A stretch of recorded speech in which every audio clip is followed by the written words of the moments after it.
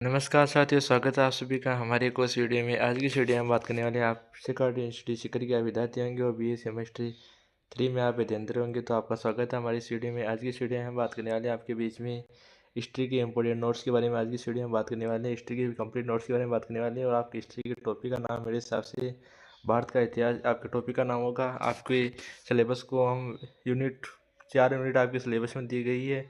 4 unit आपके syllabus में दी गई है। तो पहली यूनिट में हम करने वाले नोट्स, यानी यूनिट नहीं, पहली क्लास है, पार्ट फर्स्ट में हम करने वाले हैं आपके बीच में इसके नोट्स। और यूनिट 4 के मिक्स में आपके क्वेश्चन करने वाले हैं दूसरी पार्ट 2 की क्लास में, ठीक है। तो पार्ट 1 की क्लास को आपको सीधे तरीके से देखना है, उसी प्रकार पार्ट 2 की क्लास को देखना है। तो उम्मीद है कि आज से भी क्लासेज एकदम सीधे तरीके से देखेंगे, तो बिना सीधे अपनी क्लासेज को कंटिन्यू करते हैं, ठीक है। तो सबसे पहले यूनिट फर्स्ट के नोट्स के बारे में बात करने वाले हैं। आज हम हिंदी और इंग्लिश दोनों भाषा में आपकी क्लास लेंगे, क्योंकि बहुत से विद्यार्थियों की डिमांड रहती है। मेरे नीचे कमेंट बॉक्स में डिमांड उन्हीं विद्यार्थी ज़्यादातर रहती है कि आप इंग्लिश में क्लासेज नहीं कराते हो, आप सिर्फ हिंदी वाले स्टूडेंट्स का ही ध्यान रखते हैं। और कुछ विद्यार्थियों का कमेंट आता है कि सर आपकी वॉइस क्लियर नहीं आती है। तो साथियों, वॉइस के लिए मैं क्षमा चाहता हूँ, क्योंकि वॉइस मेरी है वैसी आती है और वैसे सुविधाओं का अभाव है, यानी कि मेरे पास वैसी माइक वगैरह वो कुछ नहीं है। मैं सिर्फ मोबाइल से रिकॉर्ड करता हूँ, इसलिए वॉइस में थोड़ी बहुत प्रॉब्लम आती होगी। तो इसके अगर आपको वॉइस को प्रॉब्लम लगती है तो आप सिर्फ टेलीग्राम से PDF पढ़ के चले जाना। मैं तो यही कर सकता हूँ कि आपको, और क्या कर सकता हूँ। अगर आपको क्लास सही समझ नहीं आती तो आपको सिर्फ टेलीग्राम पर लर्निंग विद तेजल सर्च करना है, वहाँ पर इसको PDF मिल जाएगा, वहाँ से पढ़ लेना है। और तो मैं कुछ कर नहीं सकता, वॉइस तो मेरी है वैसी है। और आगे मैं प्रयास करूँगा कि मैं एक माइक खरीदूँ और बाद में आपकी इसी तरीके से क्लास ली जाए, ठीक है। माइक से खरीद ले, लेकिन माइक में वो क्लास जैसी आवाज़ बहुत कम आती है। माइक हाई क्वालिटी का अच्छा रहता है, इसलिए मैं सोच रहा हूँ कि हाई क्वालिटी का माइक लिया जाए 1000 सब्सक्राइब के साथ। तो आप लगातार सपोर्ट कीजिए, आपके सपोर्ट से ही मैं आगे बढ़ूँगा, क्योंकि आप जब सपोर्ट करोगे तभी मैं आगे बढ़ूँगा। इसलिए आपको थोड़ा बहुत अगर प्रयत्न करना चाहते हो तो कर सकती हो, ठीक है। ज़्यादा से ज़्यादा लाइक शेयर जो भी करना चाहते हो कर सकती हो आप। तो हम करने वाले हैं आपके बीच में मुगल साम्राज्य के बारे में, ठीक है। तो 1900 आपका सिलेबस में दिया गया है। 1707 से 1857 की क्रांति तक आपके सिलेबस में दिया गया है। तो आपकी हिंदी और इंग्लिश दोनों के बारे में नोट्स करेंगे, तो आपको सिंपली जुड़ जाना, ठीक है। तो आपको सभी को जुड़ जाना है एकदम सही तरीके से। तो औरंगजेब से death and the begin of the decline, यानी कि आपकी औरंगजेब की डेथ होती है लगभग 1707 ईस्वी में, यानी कि अब पहले हम हिंदी के बारे में बात करेंगे। तो 1707 ईस्वी में औरंगजेब की मृत्यु के बाद मुगल साम्राज्य का पतन शुरू होता है, ठीक है। तो क्या होता है कि 1707 में मुगल साम्राज्य के पतन के बाद मुगल साम्राज्य का पतन शुरू हो जाता है। कमज़ोर उत्तराधिकारी यानी कि वहाँ पर कमज़ोर उत्तराधिकारी आ रहे थे। दरबारी षड्यंत्र उत्तराधिकारी युद्धों के ने केंद्रीय सत्ता को कमजोर कर दिया। साम्राज्य राजनीतिक रूप से अस्थिर हो गया, यानी कि after the death of the Aurangzeb, यानी 1707 में जब औरंगजेब की हत्या हुई, तब in the Mughal empires started declining weak success court conspiracies and the wars of the succession weakened the central authorities, यानी कि जब मुगल साम्राज्य अंत हुआ तो उसके उत्तराधिकारियों में अलग अलग जो उत्तराधिकारी थे वह कह रहे थे कि हम शासन को संभालेंगे, हम शासन को संभालें, इसलिए उनके उत्तराधिकारी को लेकर वहाँ पर लगातार लड़ाइयाँ चल रही थी। नेक्स्ट आ जाता है कि औरंगजेब के बाद कमजोर शासन आया, लगातार युद्ध और खाली खजाना वाटी का लगातार युद्ध हुआ। क्षेत्रीय शक्तियों का उदय हुआ, जैसे मराठा, सिख और जाट साम्राज्य का उदय हुआ। और प्रशासनिक भ्रष्टाचार हो गया। और नादिर शाह 1799 और अहमद साहब अस्तावली की आक्रमण हुई, ठीक है। तो आपको इंग्लिश में बात कर लेते हैं हम सबसे पहले, ठीक है। तो weak in the ruler of the Aurangzeb the continuous wars and the empty treasury the rise of the regional powers Maratha Sikhs Jats, ठीक है, यानी कि इनका उद्भव होने लगा। Corruption in the administration invasion of the Nadir Shah 1739 and the Ahmad Shah Abdali, ठीक है। आंसू दिन है। अब तीसरे टॉपिक में जाए तो मुगलों की कमजोरी के कारण कई सूबेदार स्वतंत्र हो गए, जैसे आपका बंगाल का मुर्शिद कुली खान, अवध यानी शहजाद खान, आपका हैदराबाद का निजाम उल मुल्क, ये उत्तराधिकारी शक्तिशाली लेकिन बाद में अंग्रेजों के अधीन हो गए, ठीक है। आज विवाद देखना है। तो क्या हुआ कि ड्यू टू मुगल साम्राज्य, यानी मुगल साम्राज्य के वीकनेस के मनी गोनेस विकम, यानी कई राजा स्वतंत्र हो गए। Bengal fundamental founded by the Murshid Quli Khan and Awadh founded by Saadat Khan and Hyderabad founded by the Nizam ul Mulk, ठीक है। तो इस प्रकार सभी को इंग्लिश वाले विद्यार्थी को मैं ज़्यादा आपका रिवाइज नहीं कर पा रहा हूँ, आपको सिर्फ पढ़ लेना, ठीक है, एक बार इसको। तो इसलिए आपकी क्लास में मैंने ऐड करने का प्रयास किया, ठीक है। 1787 ईस्वी में आपकी प्लासी का युद्ध हुआ, जिसे सिराज उद औला और अंग्रेज़ों फलावी के बीच हुआ, और मीर जफ़र के विश्वासघात के कारण अंग्रेज विजय से भारत में अंग्रेजी शासन की शुरुआत हुई। तो 1757 में प्लासी युद्ध के कारण अभी भारत में अंग्रेजी शासन की शुरुआत हुई। The battle of the was फॉटेड in 1707 Britain सिद्ध उद रॉबर्ट सिद्ध उद दुल्हा and British East India company lead by रिबोट sleeve due to बेट्रियल by the mill Jafar the British von in the marked in the beginning of the British political rule in India. ठीक है, आप सभी को याद रखना है। तो इसके हिंदी के बारे में हमने बात कर ली। अब बैटल ऑफ द बर्ग्रेस यानी कि बक्सर का युद्ध, बैटल ऑफ द बक्सर। तो बक्सर युद्ध में 1784 ईस्वी में आगे बक्सर का युद्ध हुआ। अंग्रेजों द्वारा मीर कासिम बंगाल, शुजा उल अवध तथा शाह आलम द्वितीय के बीच हुआ। अंग्रेजी विजय हुए और 1765 में बंगाल, बिहार, उड़ीसा में दीवानी प्राप्त कर ली। यानी अंग्रेजों ने आपकी 1765 में बंगाल, बिहार और उड़ीसा में दीवानी प्राप्त कर ली। The battle of Buxar was fought in the 1764 between the British and the combined forces of the Mir Qasim Bengal and Shuja-ud-Daula और आपकी अवध एंड शाह आलम एंड आपकी द्वितीय second year the British won and got Diwani rights of Bengal, Bihar and Odisha. ठीक है, आप सभी को याद रखना है। नेक्स्ट आगे चले तो हम आपके बीच में आएगा कि इम्पोर्टेंस ऑफ द प्लेन्सिया एंड बगर्स। तो established British supremacy in the Bengal opened way of the expansion in India। तो standard east India company is power. ठीक है, बंगाल में अंग्रेजी प्रभुत्व स्थापित हुआ। तो बंगाल में क्या हुआ, आपका अंग्रेजी प्रभुत्व स्थापित हुआ, भारत में विस्तार का मार्ग खुला, ईस्ट इंडिया कंपनी की शक्ति बढ़ी। ठीक है, आप सभी को याद रखना है। एंड इंग्लिश में आगे आपको इसका निष्कर्षण की बात की जाए यूनिट 3 के, तो the declining of the Mughals empire created a political instability which helped the British expand their controls. Battles of the Peninsula and the Buxars were turning points of India। ठीक है, तो क्या हुआ कि मुगल साम्राज्य के पतन से राजनीतिक अस्थिरता पैदा हुई और जिसका लाभ अंग्रेजों ने उठाया। ठीक है, आप सभी देना है। प्लासी और बक्सर के युद्ध भारतीय इतिहास के महत्वपूर्ण मोड़ माने जाती है। तो मुगल साम्राज्य के पतन से आपकी राजनीति यानी मुगल साम्राज्य का पतन हुआ, तो मुगल से लोगों में उत्तराधिकारी को लेकर लड़ाइयाँ होने लगी। यानी कोई कह रहा था कि राजा हमें बनूंगा, कोई कह रहा था कि राजा हमें बनूंगा, इसलिए उनके बारे में बीच में लड़ाई होने लगी। तो उसके कारण मुगल से अंग्रेजों ने इसका फ़ायदा उठाया, अंग्रेजों ने इसका लाभ उठाया। और प्लासी और बक्सर युद्ध के बाद आपके भारतीय इतिहास के महत्वपूर्ण माने जाते हैं। यानी प्लासी और बक्सर युद्ध के कारण अंग्रेजों ने भारत में अपना शासन स्थापित करने में महत्वपूर्ण भूमिका निभाई। तो मिलते हैं इसी तरीके से आपको यूनिट फर्स्ट एकदम से तरीके से पसंद आ गई होगी। पसंद नहीं आना जरूरी नहीं है, लेकिन समझ में आना बहुत ज़्यादा जरूरी थे। मराठा साम्राज्य के बारे में बात करेंगे। तो मराठा साम्राज्य का उदय किस प्रकार हुआ, तो मराठा साम्राज्य की स्थापना आपकी छत्रपति शिवाजी ने की थी। आपकी 1700 ईस्वी में उन्होंने एक शक्तिशाली सेना और नौसेना संगठित की तथा महाराष्ट्र ने स्वतंत्र हिंदू राज्य स्थापित किया। मृत्यु के बाद मराठा भारत की सबसे शक्तिशाली साम्राज्य बना। यानी the Maharashtra empire was founded by Shivaji Maharaj in the 17th century। He organized a strong army and the navy and established an independent Hindu and kingdom in Maharashtra। After the Aurangzeb's death, the Marathas and become the most powerful political force in India। ठीक है, तो छत्रपति शिवाजी महाराज ने बहुत अच्छे कार्य किए और एक शक्तिशाली शक्ति बनाने का भारत में प्रयत्न किया। ठीक है, तो छत्रपति शिवाजी महाराज का प्रशासन किस प्रकार रहा, तो आपको सभी देखना है कि छत्रपति शिवाजी महाराज का शासन किस प्रकार रहा। तो ये आपको इस प्रकार दिया गया है। तो Shivaji established a well organisation and administration. He created the Ashtapradhan council यानी काउंसिल ऑफ द 8 मिनिस्ट्री यानी 8 मंत्रियों की सभा का नाम क्या है, Peshwa prime minister, Amatya finance minister, Sachiv आपका सेक्रेटरी हो गया, मंत्री आपका इंटीरियर मिनिस्टर हो गया, यानी सेनापति आपका हो गया commandant in the chief, and Sumant आपका हो गया फॉरेन अफेयर्स, एंड न्यायाधीश हो गया आपका चीफ जस्टिस, एंड पंडितरा आपका हो गया religion head, and he promoted justice effective events of system and strong military organisation. ठीक है, तो शिवाजी ने सुव्यवस्थित प्रशासन की प्रक्रिया अपनाई। उन्होंने अष्टप्रधान की परिषद बनाई, पेशवा प्रधानमंत्री अमात्य वित्त मंत्री और सचिव मंत्री आपका सेनापति सुमंत और न्यायाधीश पंडित राव, उन्होंने न्याय व्यवस्था और राजस्व प्रणाली और सेना को मजबूत किया।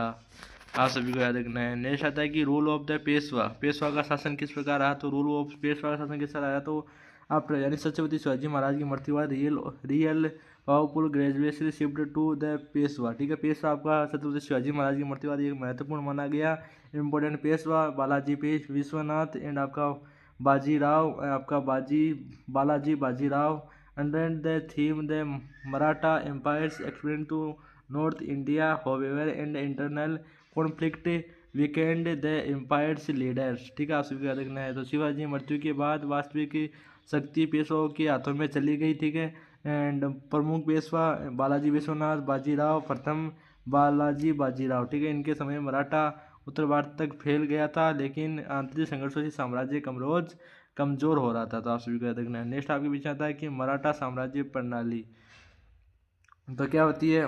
राजस्व प्रणाली। The Marathas collect to the main tax. ठीक है, तो चतुर यानी 1/4 रेन्यून फ्रॉम द टेरिटोरीज। ठीक है, एंड सदगिंग अमीज श्राद्धस मुकी यानी कि 10% additional tax. These tax help the military expansion but the created the dissatisfaction in some regions. ठीक है, आप सभी को देखना है। तो मराठा दो प्रमुख कर वसूलते थे, जिसमें चौथा आपका आय का होता था 1/4 होता। सरदेश मुखी आपका 10% होता था। ठीक है, एंड इन करों से सेनाओं को मजबूती मिली, लेकिन कुछ क्षेत्रों में असंतोष फैला। अंग्रेजी मराठा संघर्ष आपके किस प्रकार हुए, कौन कौन से हुए, किस डेट को ये? तो आपके बीच में ये आ गए। ठीक है, तो सबसे पहले 3 मराठा युद्ध आपके बीच में हुए थे। सबसे पहला आपका फर्स्ट एंग्लो मराठा युद्ध, सबसे पहला आपका एंग्लो मराठा युद्ध हुआ था 1775 से 1782 ईस्वी में। एंड सेकेंड मराठा युद्ध हुआ था आपका 1803 से 1805 तक। एंड थर्ड एंग्लो मराठा युद्ध हुआ था आपका 1817 से 1818 के बीच में। ठीक है, आप सभी याद रखना है। नीचे हिंदी वाले स्टूडेंट भी देख ले। ठीक है, एंड मराठा साम्राज्य का पतन किस प्रकार हुआ? तो मराठा साम्राज्य का main causes of the internal rivalry among the Maratha chiefs, weak leadership after strong Peshwa and defeat in the third battle of the Panipat का युद्ध 1761 में हुआ था। ठीक है, आप सभी का देखना है। तो मुख्य कारण क्या था? मराठा के बीच आपसी संघर्ष हुआ। ठीक है, एंड मजबूत नेतृत्व का अभाव था। एंड 1761 में आपकी तृतीय युद्ध हुआ था आपकी पानीपत का। ठीक है, अंग्रेजों का सैन्य शक्ति थी। ठीक है, इसका निष्कर्षण क्या है? तो इसका निष्कर्षण आप देख सकते हैं। तो इसका निष्कर्षण है कि the Maratha played the important role in India and history after the decline of the Mughals. However internal weaknesses and British expansion lead to their downfall.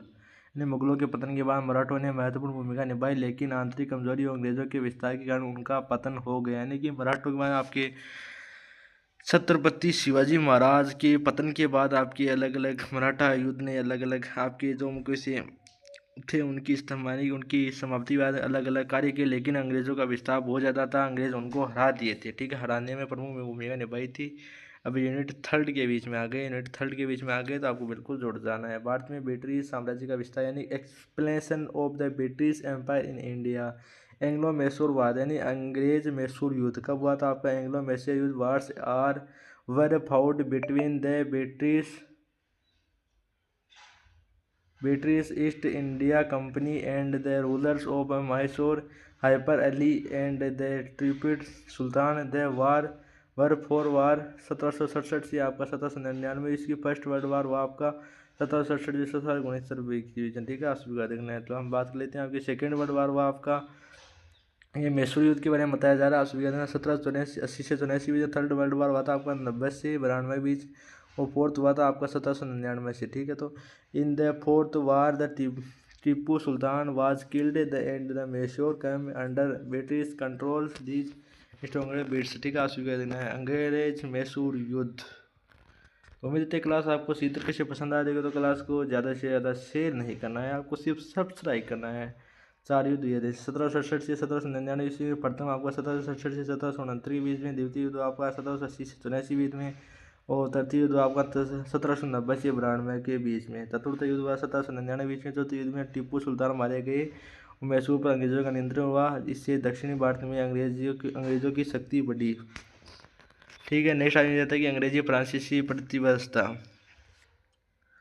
अंग्रेजी फ्रांसीसी प्रतिबद्धता तो British and the France competed to for control in the Indian during the 18th century there are really lead to the Carnatic war. ठीक है, 1746 ईस्वी में and they were their continental wars and the first continental war and secondary world war वो आपका नीचे देख लेंगे आप। तो बीच में तो 28वीं शताब्दी में भारत में अंग्रेजों ने उत्तराधिकारी के बीच प्रभुत्व के लिए प्रतिष्ठित प्रथम आपका द्वितीय तृतीय आपका अंत अंग्रेजी विजय हुई और फ्रांसीसी में आपका ये सभी स्थापना प्रमुख रूप से होने लग गई। ठीक है, तो रणजीत सिंह और सिख साम्राज्य। रणजीत सिंह और सिख साम्राज्य तो Maharaja Ranjit Singh founded the powerful Sikh empire in the Punjab in the early 19th century. हा modernization the army and the maintains friendly and the relations with the British after his death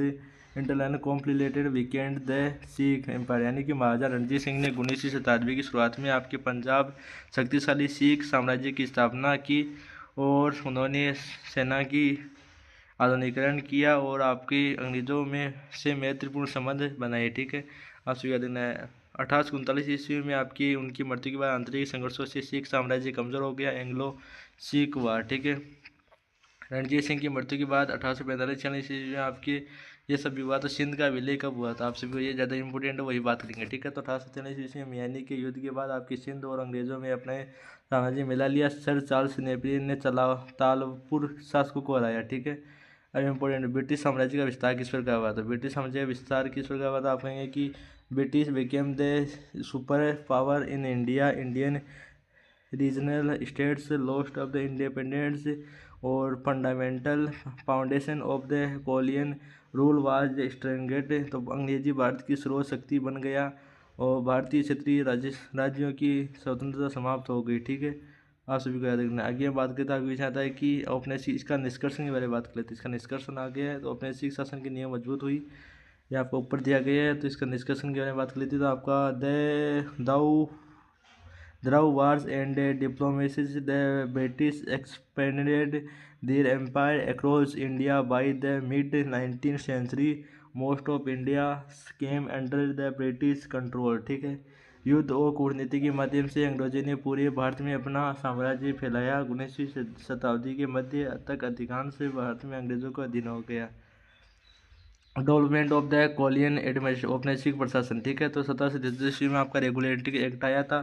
इसके तहत आपके कलकत्ता में एक उच्चतम न्यायालय की स्थापना भी की गई थी, तो उसके बारे में बात नहीं करेंगे। ठीक है, अगर टॉपिक में होगा तो बात कर लेंगे, अगर नहीं है तो आप आगे है टॉपिक में आपका। ठीक है, सुप्रीम कोर्ट की स्थापना की गई थी। ठीक है, यहाँ पर ये सुप्रीम कोर्ट वाज इस्टेब्लिश्ड 1774 ईस्वी में। ठीक है, the religion act of the 1773 was the first step by the British parliament of the control the East India company main features. The governor of the Bengal become governor of the Bengal Warren Hasting was the first. तो ये supreme court was the established at calculated of the 1784 company official were brought under the parliamentary. ठीक है, regulating act 1733 ईस्वी में British संसद द्वारा east India company की नियंत्रण मुख्य विशेषता क्या थी, बंगाली गवर्नर का जनरल का नाम बदलकर वारेन हेस्टिंग्स आगे फैली थी।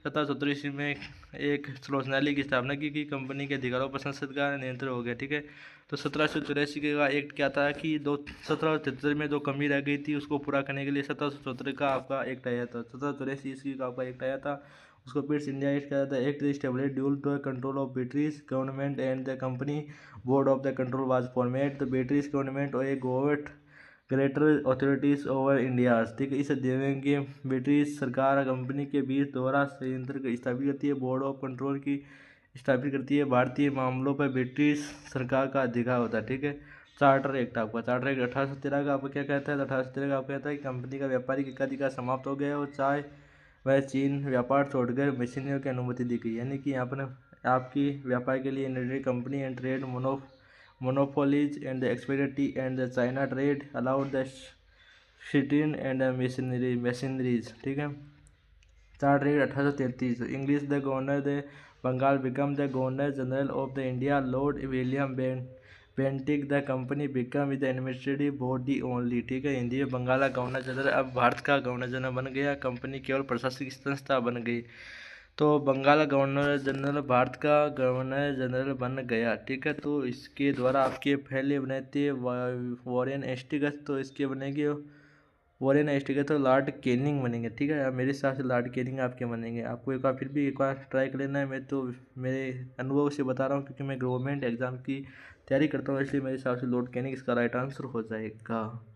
तो चार्टर एक बार चेक लेना आपको, अगर वैसे आपके सिलेबस में ऐसा हार्ड क्वेश्चन नहीं आएगा, लेकिन अगर आप मेरी तरह गवर्नमेंट एग्जाम की तैयारी करते हैं तो आपको एक बार मौका मिल गया, आप सबको एक बार चेक कर ले, ठीक है। तो English the introduce open the competition of for civil, यानी हिंदी सिविल सेवा में खुली प्रतियोगी परीक्षाओं की शुरुआत हुई। एडमिनिस्ट्रेटिव रिफॉर्म्स यानी प्रशासन सुधार हुआ था, राजस्व सुधार हुआ था, ठीक है। अस्वीकार 1783 इंट्रोड्यूस्ड बाई लॉर्ड कॉर्नवालिस, तो स्थायी बंदोबस्त आपका लागू हुआ लॉर्ड कॉर्नवालिस के समय में। रेतवाड़ी आपके मद्रास से समस्त मनोरों के बीच में चली थी। जरूरी से न्यायिक सुधार, न्यायिक सुधार आपकी इंग्लिश में बात करेंगे हम। इंग्लिश में आप कहेंगे established of the civil and the criminal courts and मुझसे codification of the laws and supreme court in the Calcutta, ठीक है। तो दीवानी और फौजदारी अदालतों की स्थापना हुई। कानूनी का संहिताकरण किया गया। कलकत्ता में श्रोतनालय की स्थापना की गई, ठीक है। तो सिविल सेवा, तो सिविल सेवा में आपकी खुली भर्ती परीक्षा का आयोजन किया जाने लगा। तो ये आपके कौन से एक्ट के द्वारा किया गया था? आप कहेंगे कि हमारे 1800 इसमें दिया नहीं गया क्या, इसमें 1853 वाला होगा इसमें, ठीक है, सिविल सेवा वाला, ठीक है। 1853 यहाँ पर मेरे हिसाब से 1853 का जो एक्ट था उसके द्वारा ये किया गया था, 1853 के एक्ट के द्वारा किया गया था, ठीक है। तो भारतीय सिविल सेवा की स्थिति समय की ब्रिटिश साम्राज्य की स्थापना की गई थी। आपको फिर भी का चेक लेना, ठीक है। देश प्रति ब्रिटिश नीति, ठीक है। तो सहायक संधि नीति लॉर्ड वेल्जली और लॉर्ड डलहौजी आपकी थी, ठीक है, 1853 समय में थे। भारत में प्रथम ट्रेन चली थी या क्या चली थी आपकी 1853 में, मुंबई से थाने की वजह ट्रेन चली थी। उसमें आपकी गवर्नर जनरल थी लॉर्ड डलहौजी, ठीक है। लॉर्ड डलहौजी थे या लॉर्ड, यहाँ पर नीचे के ऊपर क्या आया था, लॉर्ड डलहौजी आया था क्या? लॉर्ड डलहौजी मेरे हिसाब से थे उस समय, ठीक है। एक बार फिर भी आपको चेक लेना है, ठीक है। आपके सिलेबस में है वैसे आपसे social and religions reforms movements of Raja Ram Mohan Roy Swami Dayanand Saraswati. तो सामाजिक एवं धार्मिक सुधार आंदोलन आपके राजा राम मोहन राय और स्वामी दयानंद सरस्वती ने किए थे, ठीक है। आप सभी को याद रखना है। 1857 का विद्रोह आपका अंग्रेजी के विरुद्ध पहला बड़ा संग्राम था, आप सभी याद रखना है। और भारत शासन अधिनियम 1858, company rule the ended the power and transfer to British crown, यानी कि कंपनी शासन समाप्त हो गया था, सत्ता ब्रिटिश क्राउन को स्थानांतरित हो गई, भारत सचिव की नियुक्ति हुई, ठीक है। आप सभी को याद रखना, यानी अंग्रेजों का धीरे धीरे शासन समाप्त होने लग गया था इस एक्ट के द्वारा, ठीक है। आप सभी यही याद रखना है। अब निष्कर्ष आ गया क्या इसका? मेरे हिसाब से निष्कर्ष आ गया, ठीक है। निष्कर्ष के बारे में बात कर लेते हैं। चौथे यूनिट में क्या बताया गया? चौथे यूनिट में आपको बताया गया कि explanation how the British gradually built a strong colonial administration system through laws reforms and the policies these changes deeply affect Indian politician economics and social life, ठीक है। तो यूनिट 3 में 4th में बताया गया है कि कैसे अंग्रेजों ने कानूनों और नीतियों के माध्यम से मजबूत औपनिवेशिक प्रशासन स्थापित किया, जिसने भारत के राजनीतिक आर्थिक सामाजिक जीवन को प्रभावित किया। तो उम्मीद है कि आज का वीडियो आपको सही तरीके से पसंद आया होगा। आज मैंने हिंदी और इंग्लिश दोनों स्टूडेंट्स का ध्यान रखा और आपके बीच में वीडियो प्रोवाइड करने का प्रयास किया। तो उम्मीद है कि आज हिंदी वाले और इंग्लिश मीडियम दोनों स्टूडेंट आज खुश होंगे।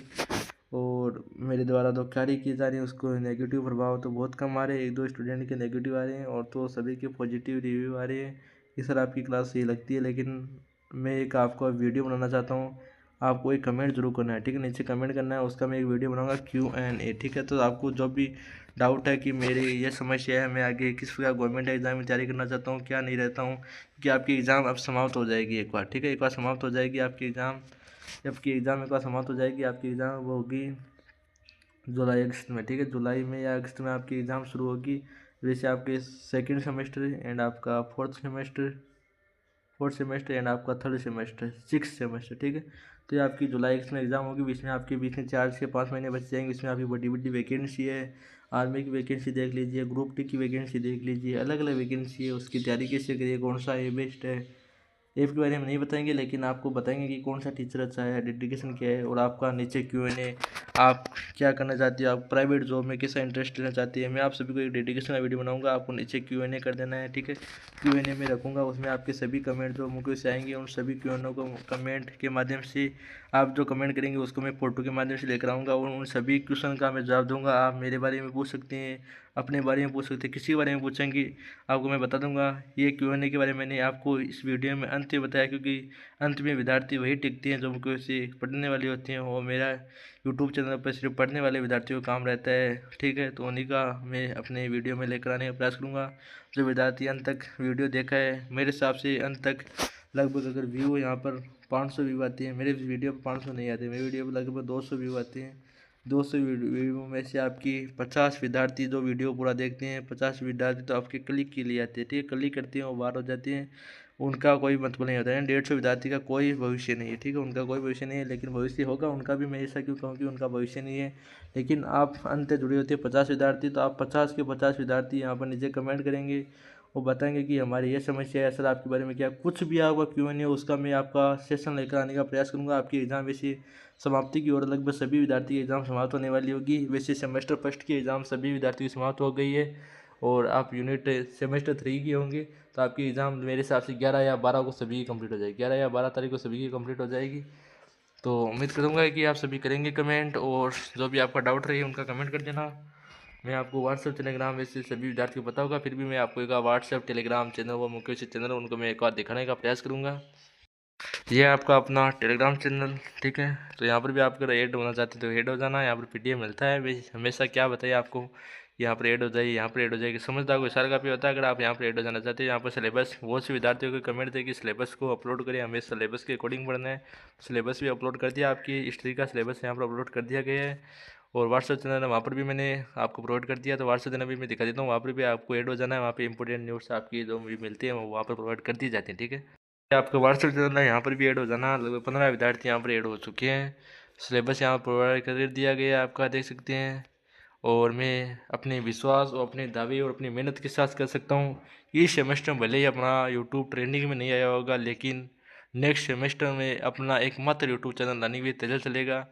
तो अगर आप पहले जुड़ चुके हैं, यानी कि आप अभी जुड़ चुके हैं, तो आप जो कमेंट करते हैं ना, वो कमेंट मेरे रिकॉर्ड में आ जाती हैं। तो उन विद्यार्थियों को मैं बहुत बड़ा गिफ्ट में दूंगा, क्योंकि वो पहले के विद्यार्थी यानी फर्स्ट विद्यार्थी हमारे होंगे, और हमारे 1,000 के अंडर सब्सक्राइब के अंतर्गत अब वो विद्यार्थी होंगे जो मुझे इसी अंडर 1,000 के सब्सक्राइबर में रहेंगे। तो आपको एक अलग डेडिकेशन और अलग गिफ्ट देने का प्रयास करूंगा, क्योंकि मेरा यूट्यूब मेरे पूरे विश्वास और डेडिकेशन के साथ कह सकता हूं कि मेरा यूट्यूब जब आपका सेमेस्टर दूसरा, चौथा और छठा सेमेस्टर जब आएगा, आपका ट्रेंडिंग यूट्यूब चैनल एकमात्र मेरा लर्निंग विद तेजस चलेगा।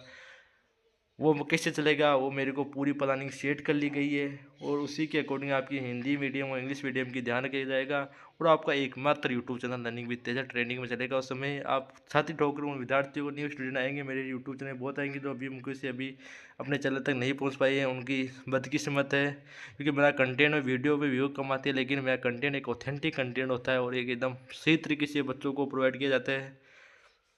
तो आपको देख सकते हैं, अगर आप कि ट्रेंडिंग में फर्स्ट में आपका यूट्यूब चैनल आएगा लर्निंग विद तेजल। मैं यह बात मैं पहले आज कह रहा हूँ, क्योंकि मेरी डेडिकेशन और मेहनत और मुकेश साहब के लिए अलग अलग कार्य किए जाएंगे, और अलग अलग गिफ्ट दिए जाएंगे, ई बुक्स आपके लिए बहुत कुछ किया जाएगा, उसके ऊपर मेहनत की जाएगी। मैंने क्लासेज आपकी सेमेस्टर जब आपका तीसरा नहीं सेमेस्टर दूसरा और चौथा चल रहा था, यानी कि आप तीसरे विद्यार्थी हो, यानी पिछले सेमेस्टर मैंने क्लासेज शुरू की थी, उसमें लगभग आपकी 10 से 15 क्लासेज मैंने प्रोवाइड की थी, उसमें अच्छे भी आए। उसी के बदौलत मैंने अभी आपके सेमेस्टर 3 पहले और 5वें में क्लास प्रोवाइड की, उसमें बहुत क्लासेज प्रोवाइड की, उसमें व्यू बहुत अच्छे आए हैं।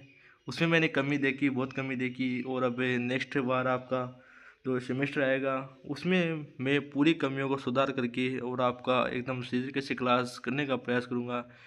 तो एक ईयर में मैंने बहुत कुछ सीखा आपकी यूनिवर्सिटी में, और क्या आपकी यूनिवर्सिटी किस प्रकार पेपर का लेवल आता है, किस प्रकार आपका एग्ज़ाम पैटर्न रहता है, उन सभी की अकॉर्डिंग मैंने आपकी एनालिसिस किया है। उसी की बदौलत मैं आपके बीच में क्लासेस प्रोवाइड करूँगा।